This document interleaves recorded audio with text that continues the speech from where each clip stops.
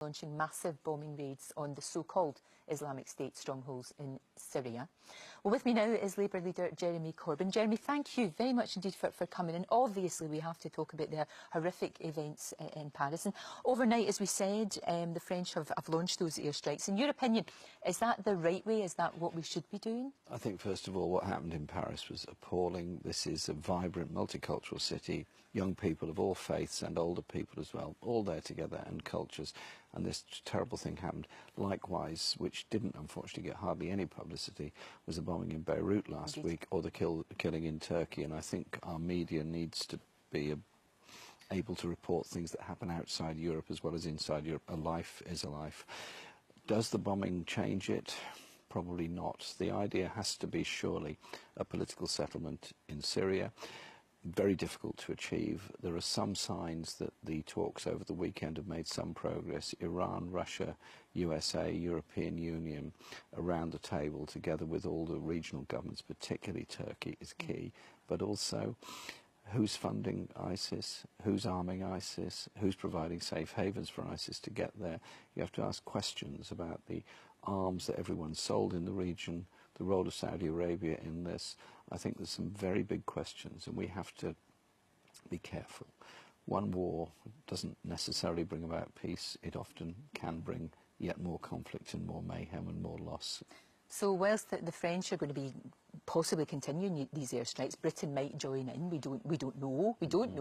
But as far as you're concerned, not the way to do it. But you can't. The thing is, how do you sit around a table with these people? You can't. Well, I'm not saying sit around the table with ISIS. I'm saying bring about a political settlement in Syria, which will help then to bring some kind of unity government, technical government in Syria. We should also remember that the majority of people that have been killed in Syria have been because of the civil war between the Syrian government and the differing opposition groups. And in a sense it's almost a proxy war, because you've got Russia heavily arming the Syrian government and Iran supporting them, and on the other side you've got the USA and the Europeans supporting the opposition parties. We've got to somehow or other change the whole matrix there to bring about a political process, because Syria is the cradle of much of our civilization. Beautiful place, fantastic history, and it's a country that well, was a mandated colonial territory at one time, gained its independence, and is now being fought over.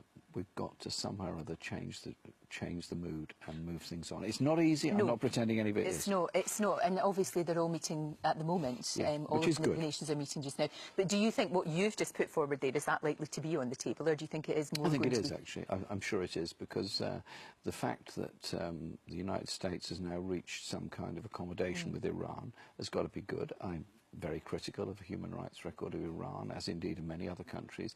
There has to be dialogue, there has to be discussion. The fact that Iran, the USA, Russia and European Union are in the same room around the same table, that's got to be good news. You're obviously somebody who paddles your own canoe. You do things the way that you want to do them.